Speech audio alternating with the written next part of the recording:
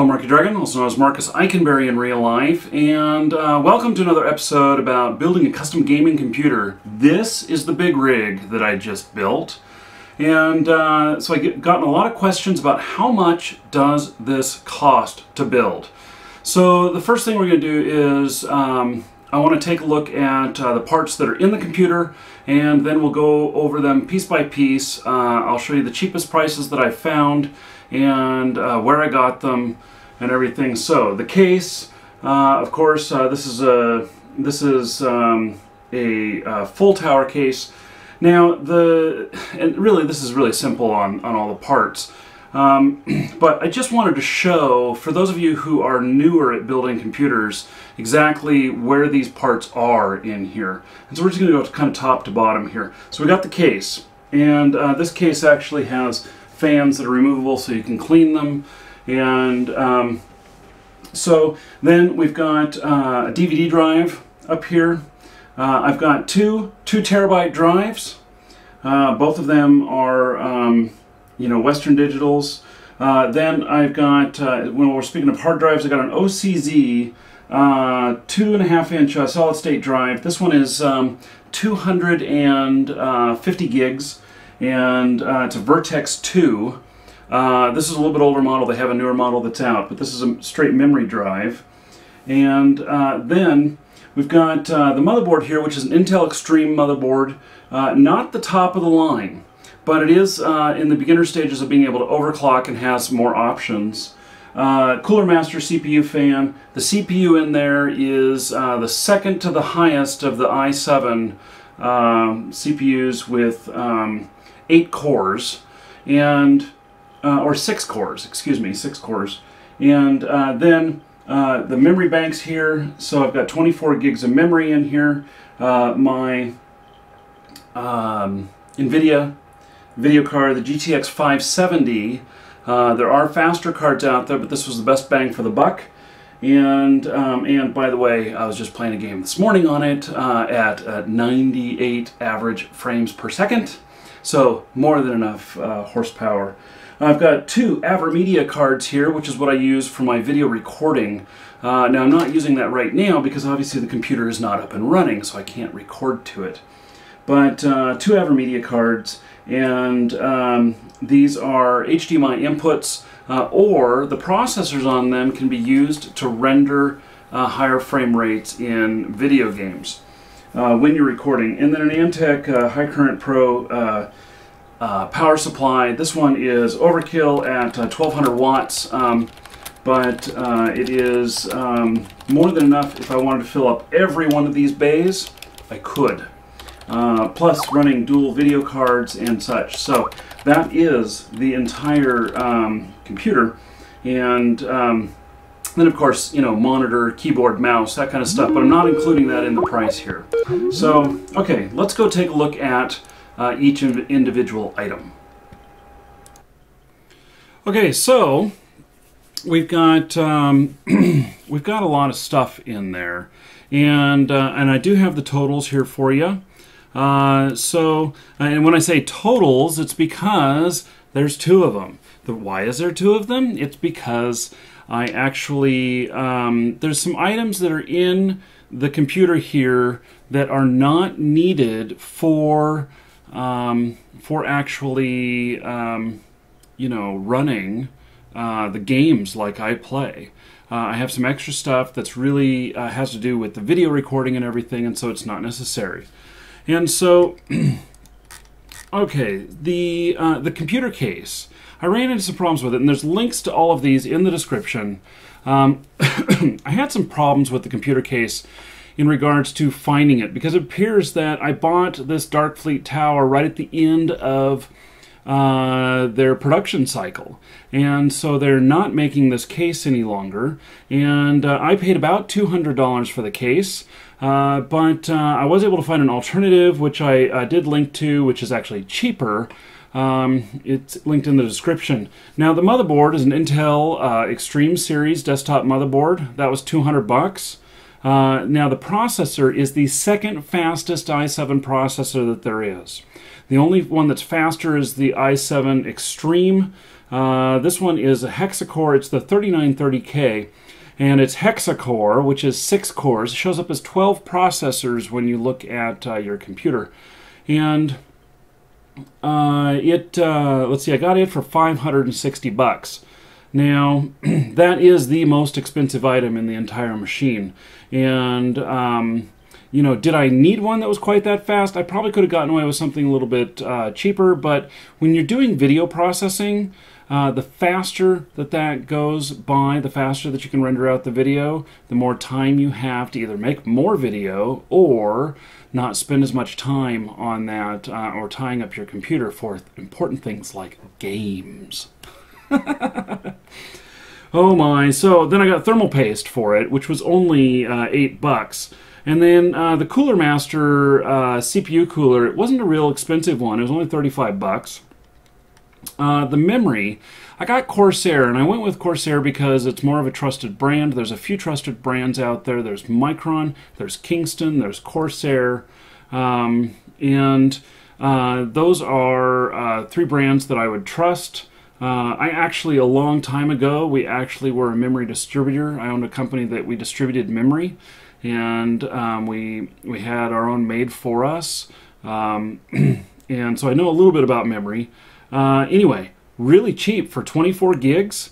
I just looked on Amazon and it's down to $126. It's like a third of the price that it was, which is pretty amazing. It is way off on the price now. And and I don't know if that's just right at this moment or if that's a longer term thing, but $126 for 24 gigs of memory. And I have to say, I've been using this computer for a little while now. You'd be fine with 12 gigs of memory. You know, 12 or 16, something like that. 24 is getting into the overkill range. I thought that I would need more, especially for video processing, and I ran into other limitations actually. You know, so I've not used all that memory. I don't think I've gotten above about 20 gigabytes used. And so it's not needed for most people. Now, the power supply is an Antec 1200. Okay, so I linked to I linked to it in the description, the 1200. But there's also, if you're looking on the Amazon one, there's another button down there for the 750 and 850, and I think most people do just fine on the 750. You don't need 1200 watts of power. This one was 235, and the 750 I think was 179 or something like that. It was quite a savings. And so then, the GTX video card, the NVIDIA video card, it's a GTX 570. I bought that because it was best bang for the buck. It seems that they have phased that out. I actually bought that with my previous machine, and it's a card that was compatible with my earlier generation i7 processor, and so you know, there are other you know, all the time I get asked, why did you buy this particular card? Well, it was best bang for the buck on what would work with my old machine. Now, it's still on the list of cards, is still like 5th or 6th place. Now, but the top place, although gives like 50% more frames per second, but at the same time, it's way more than 50% more of the price. You're getting way up there. You're doubling, tripling, quadrupling the price when you get up into the number 1 and number 2 video cards, and it's just not necessary. Now, the 570 is starting to get a little bit outdated, even though I was just playing War Thunder today, and I was getting 98 frames a second. I mean, come on. That's awesome. And that's when I put it in movie mode, which is the absolute highest graphics. So it's still an awesome card. I did link to that category of cards. You can still find them on Amazon, but I did a little bit more research, and I found that the GTX 660 Ti is actually more bang for the buck. It's around the same price because I paid $290 for the GTX 570. And they've got the 660 Ti. I found those in the high 200s. So they don't have quite as much memory as what I've got. I've got 2.5 gigs on my card, but they have about 2 gig cards. And that seemed to me to be good bang for the buck. It actually, I also link in there to a place called Video Card Benchmark. And they are how I help to decide, its performance per cost of money. And so as you get higher up on the scale, the more it costs, but it's also a higher performance. And so you can find that sweet spot by looking at the graphs. And the 660 Ti is definitely in the sweet spot. It's definitely will run any game out there in really high resolutions with really great frame rates. So then I have the optional items. Now we're going to get into some optional stuff here. I have my Avermedia cards, and those are what I'm using actually to plug in the camera that's right here. That camera directly into my computer to record. The first part of this segment was actually done off of, without my computer being hooked up, and now this is being recorded straight into my computer through HDMI, and the card takes that in, and then I've got another card that I have another camera hooked up to at the moment, which isn't being used in this episode. But those cards can also help you with rendering video when it comes to crunching video game video for when you're recording or when you're streaming. And it can help you get higher frame rates because it has a video processor on the card. I have 2 of those in there, and they're $180 each. Not necessary if you are not recording video. And then we get into the hard drives. So now the only hard drive that is really necessary is one of them. You don't need 3 hard drives like I've got in mine. And so my first drive is a 2 terabyte drive that was, it's on Amazon right now for $106. It's Western Digital. And but then my other drive is 3 terabyte, and it was only $140. So it's a savings to go up in the higher terabytes. And and those are linked in the description as well. Now, I also have this flash drive, or this memory drive, and I have an OCZ Vertex drive. OCZ is not a very well-known name, but they do have a good foothold in this market. They were one of the first ones into this market, and but you know, the big boys, Western Digital and Seagate and stuff, they've started to move in, and Corsair has come in, the different memory manufacturers, and started making these memory drives. And so my memory drive these days is 240 gigabyte, and it sells for $290. I know that when we bought that drive, it was like 2 years ago, and it was about an $800 drive. So it's, again, something that I'm reusing. It's something that's also not necessary on a gaming rig. If you are not doing things hardcore, like, you know, doing all this recording and everything, then you don't need the speed. It's nice, it's not necessary for good gameplay.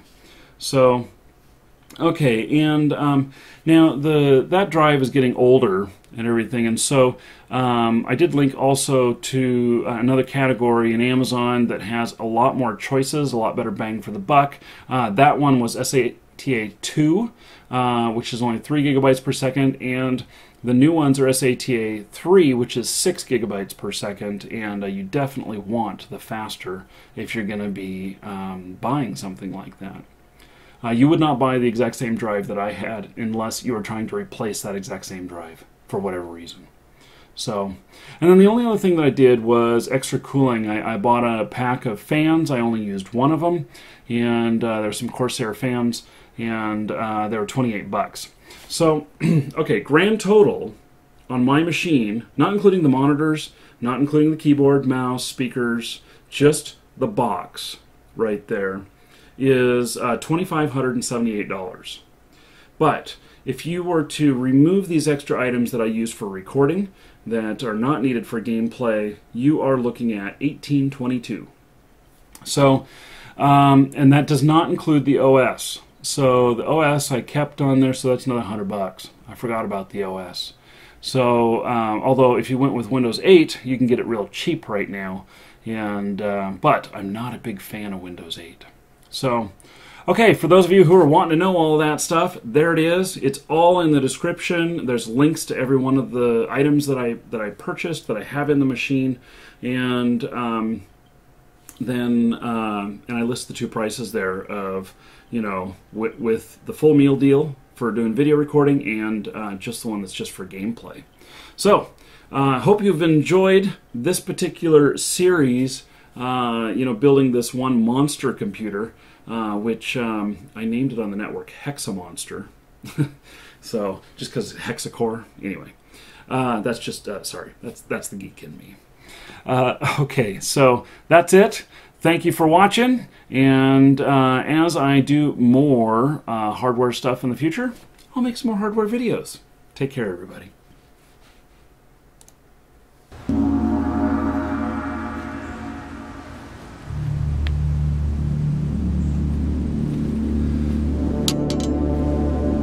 If you made it this far in the video, you may as well subscribe. That's what I want you to do. You obviously liked it well enough to watch it this far. So look at this. This is Frostmourne. This is a Runes of Magic sword.